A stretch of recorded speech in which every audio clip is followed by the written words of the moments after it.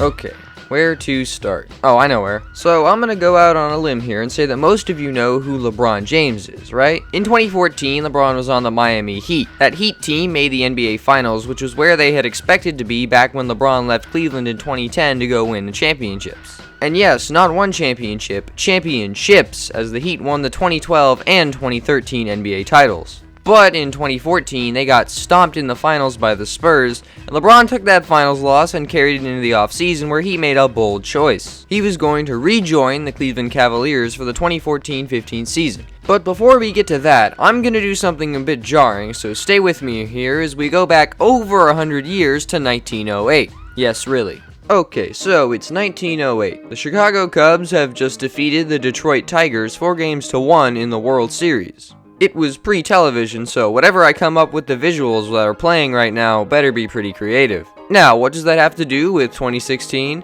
Well, that was the last time the Cubs won a World Series. Yes, that left Cubs fans feeling pretty cursed, especially so once some dude got denied entry to a World Series game because of his pet goat, and he put a curse on the team. I'm not joking, that's real, look it up. The curse held up Hit's end of the bargain up until right about here. The 2016 NLCS Cubs vs. Dodgers, the Cubs have finally clinched a pennant.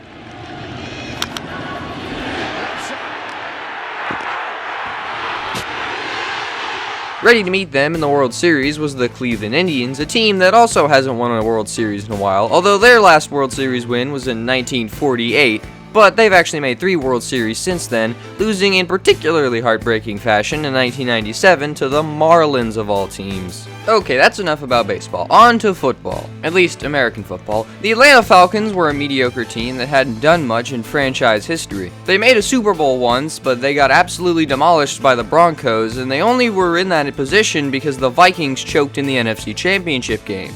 Aside from that fluke run, the team hasn't really been any good, not consistently at least, until this man showed up, Matt Ryan. He is the best quarterback in Falcons history, and in 2016, after they lost on a pick 2 for what will probably be the only time in NFL history, the Falcons went on a tear, winning the next 6 games to launch themselves straight into the Super Bowl to play the New England Patriots. Now, I'm sure you know all about Belichick, Gronk, and Edelman, because you've heard of these guys a lot. Through 2016, they've been in 6 of the last 15 Super Bowls, winning 4 to put themselves in the conversation of all-time NFL dynasties, complete with one of the all-time best players in league history, Tom Brady. Speaking of all-time players, LeBron James' first season back in Cleveland was successful. They made the playoffs with a 53-29 record and advanced straight to the NBA Finals. But in the first round against the Celtics, Kevin Love was injured by Kelly Olynyk and would miss the rest of the playoffs. And in overtime of Game 1 of the Finals, Kyrie Irving went down with a fractured left kneecap, which meant he had to sit out the rest of the series. Obviously, LeBron and nobody else didn't stand a chance against the Warriors, and LeBron did all he could to win, but they fell short in a 6-game series that left Cavs fans wondering, what if Love and Irving didn't go down? And that would have came through in the 2016 postseason, but the Cavs weren't favored because their opponent, the Golden State Warriors,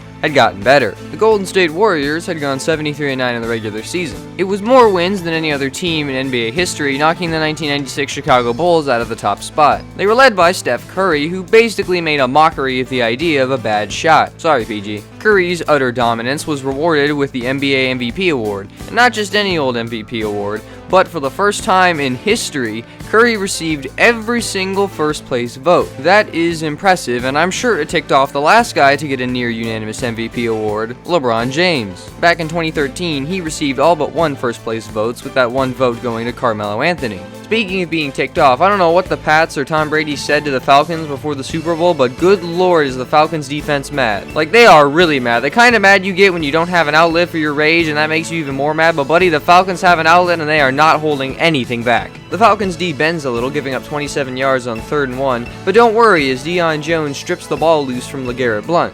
In the ensuing scramble, the Falcons hop on the ball and take over, quickly scoring on the other end for an early lead. And after forcing a 3-and-out, the Falcons jump up 14-0 when Matt Ryan connects with Austin Hooper for the score. Look, you like defense? Well, the Cleveland Indians sure did, allowing precisely 0 runs in Game 1 of the World Series. That effort was helped by the offense driving in 6 runs to give themselves a 1-0 series lead. They couldn't keep the momentum going as they dropped Game 2. But hey, chin up Cleveland fans, once the Cubs took out Kyle Hendricks, Cleveland was able to get a single run in the 7th inning, and that was enough to give them the Game 3 win, as for the second time in the series, Cleveland shut out the Cubs. Game 4 was a similar story to Game 1, with Cleveland absolutely dominating the Cubs pitching to go up 3-1 in the best-of-7 series, needing only one win to clinch their first title since 1948.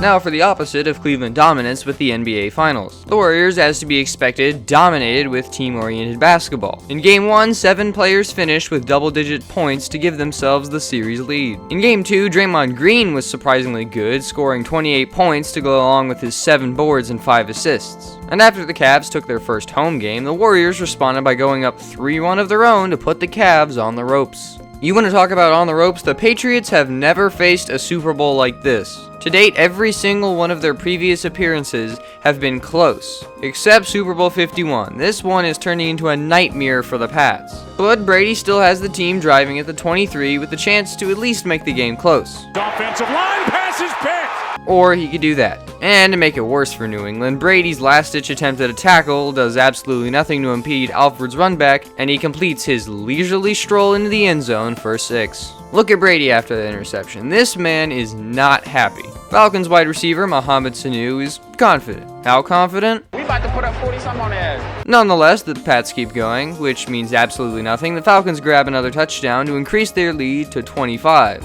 It's now Falcons 28, Patriots 3. No way they can lose this. Okay, Cubs, you're down 1-0. What's the game plan? Well, according to John Smoltz, all they need to do is... You've got to put something on the board right here. And the Cubs do just that. Like, right now. Here's one into left center. At the wall, it is gone. However, that isn't good enough for the lead, that just ties them. But they get the lead a little bit later thanks to Addison Russell and David Ross tacking on a pair of runs. Cubs win 3-2 series. Okay, Cleveland's bats wins cold in that Game 5, but in the other Game 5, Warriors fans were hoping for 4-1, as in the series would end 4-1. What that actually meant was LeBron James and Kyrie Irving would both drop 41 points on the Warriors to come back from down early. And it stayed that way in Game 6 as the Cavs kept up the momentum and got on a huge early run. And then Steph got in foul trouble, and then he got blocked by LeBron, then he got ejected. It was great, everybody was having fun, and at the end of all of it, Cleveland had forced a Game 7 in Oakland for all of the marbles. How are the Falcons doing? Oh my goodness, the Pats still haven't scored? With 2 minutes and change left, the Pats haven't had anything more than a stupid field goal? Okay, perhaps this is an overreaction as James White carries it in for the score. Finally, something goes right for New England. This one hits the upright. Alright, forget it. Atlanta, you've got this win locked up. So, Cubs, are you guys gonna win your Game 6? Oh, you are? And in dominant fashion? How nice. Now, just keep that momentum up for Game 7, understand me? That's in the air to center. Back at the wall. It is gone. Attaboy, Fowler, what a way to start.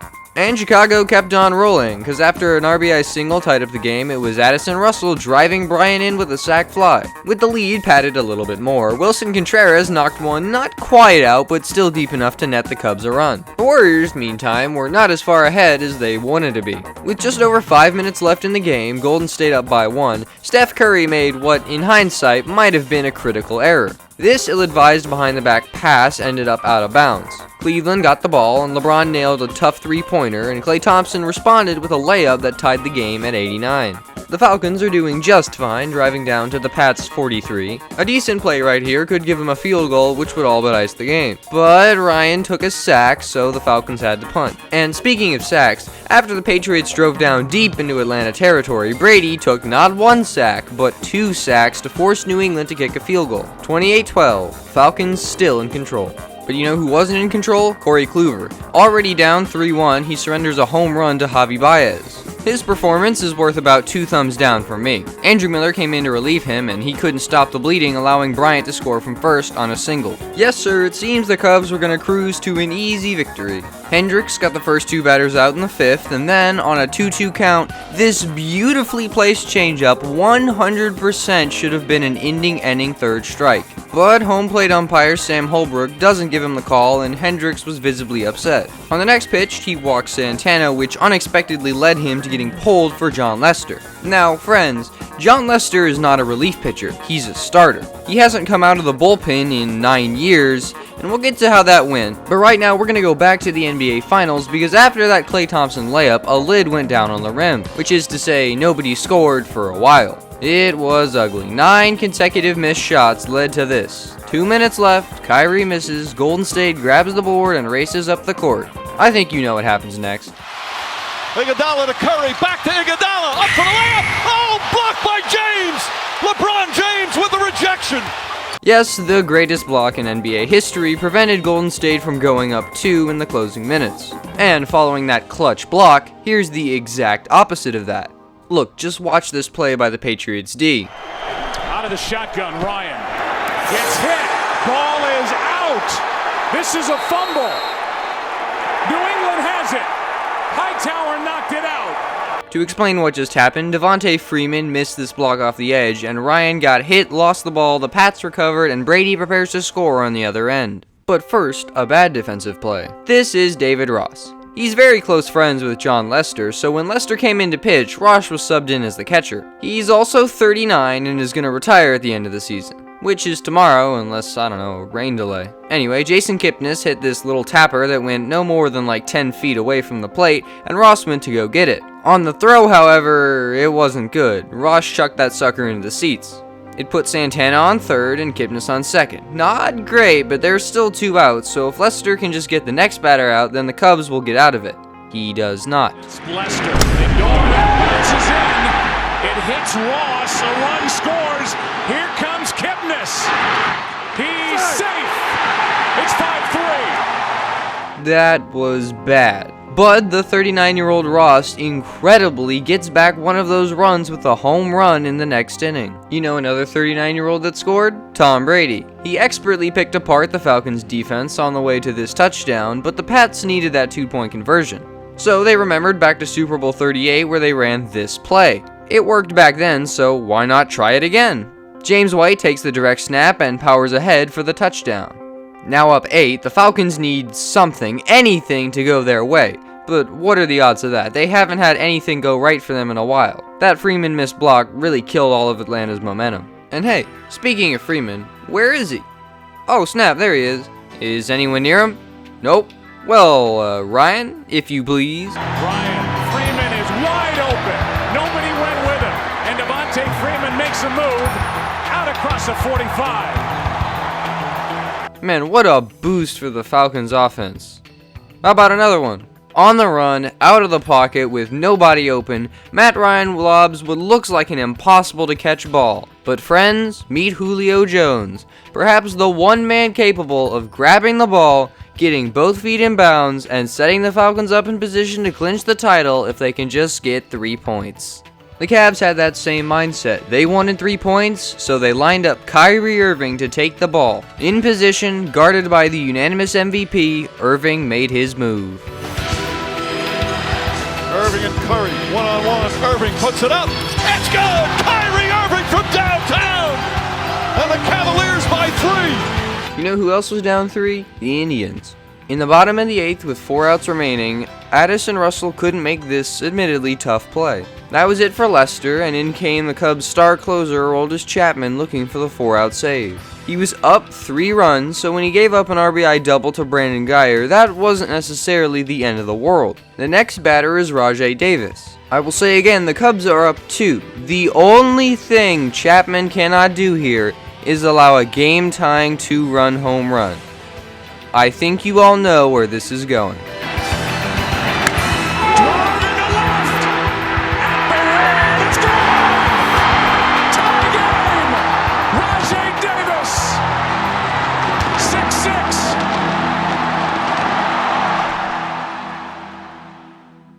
Yes, that is a clutch play by a team that is only in this Game 7 because of blowing a 3-1 lead. Chef Curry is looking for one of his own, and once Kevin Love got switched on him, Curry was looking to have this dance. This was dangerous because Love is not the best defender, and also he's a forward, not a guard. So Steph basically hit every single button on his controller trying to get open. But Love wouldn't give in, so Curry's desperate 3 missed and the Cavs pulled down the rebound. But for some reason, Kyrie Irving raced up the court. A tactical error that ultimately didn't mean much, as Kyrie didn't lose the ball and the Cavs got to rest for a quick second before running another play. The Falcons, on the other hand, made an equally tactical error, but they didn't get bailed out. With the ball at the 23-yard line, leading by 8 with 4 minutes to play, the Falcons, for some reason, called a pass. It led to a Ryan sack, which suddenly put them near the edge of field goal range. On 3rd and 23, the Falcons just needed to get back into field goal range. And they got that, picking up enough to make it a 42-yarder. Not easy, but definitely makeable. A loss of 12 on that sack. Pass is caught, Sanu. And that's exactly what happened. A flag is down back in the area where Matt Ryan went down. Until that. A devastating call to the Falcons' chances. And I think Matt Ryan sums it up best. What the guys? Did you hold? I did not. Atlanta couldn't get any yards on the next play, so they had to punt, giving the ball back to the Patriots with 3.5 minutes left, down 8, just needing one stop to win it all. The Cavs already got that stop. The Cubs blew it, and they blew another opportunity in the 9th when Baez fouled a bunt attempt off with the runner on 3rd. But Chapman got through the 9th clean, and then the rain picked up, so the game was delayed. So back to Oakland we go. LeBron was absolutely done with Golden State's title dreams. So he decided to go for the kill shot. They don't want to go early. Irving drives to James, misses the jam, but fouled. Yeah, he missed. I don't care. He hit one of his 2 free throws, and a few seconds later, the Cleveland Cavaliers had come back from a 3-1 deficit. It's over! It's over! Cleveland is a city of champions once again. The Cavaliers are NBA champions.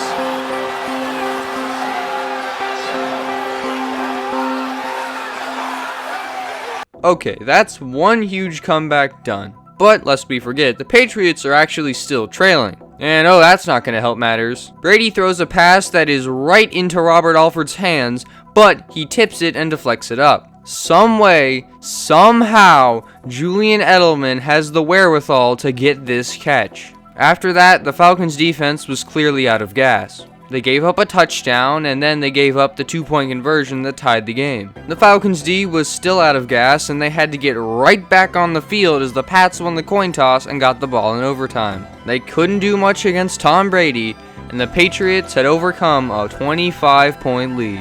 Toss to White. He's in! Patriots win the Super Bowl! Brady has his 5th! What a comeback!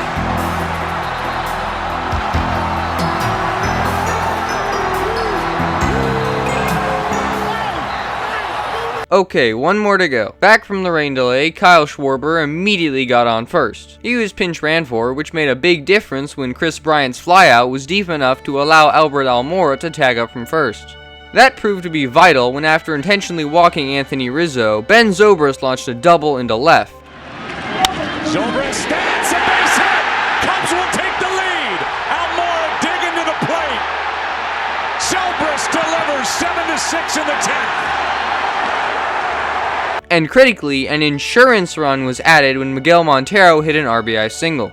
That brought in Carl Edwards Jr., who got the first 2 outs, but then he walked Brandon Guyer. The next batter is Rajai Davis. No way this happens again.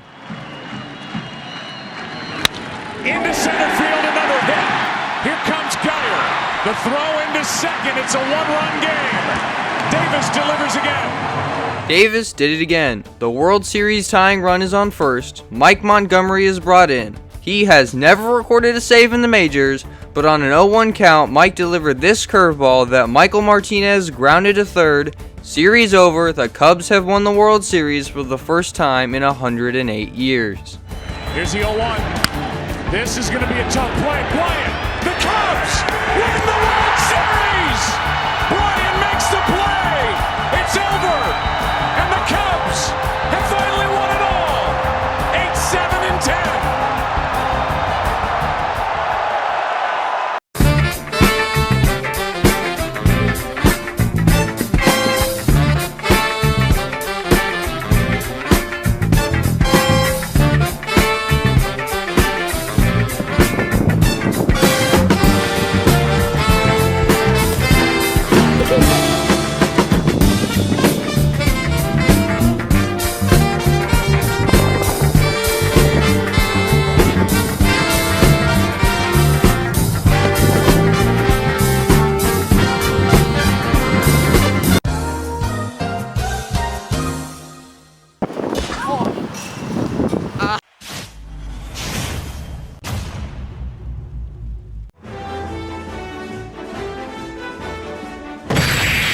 game.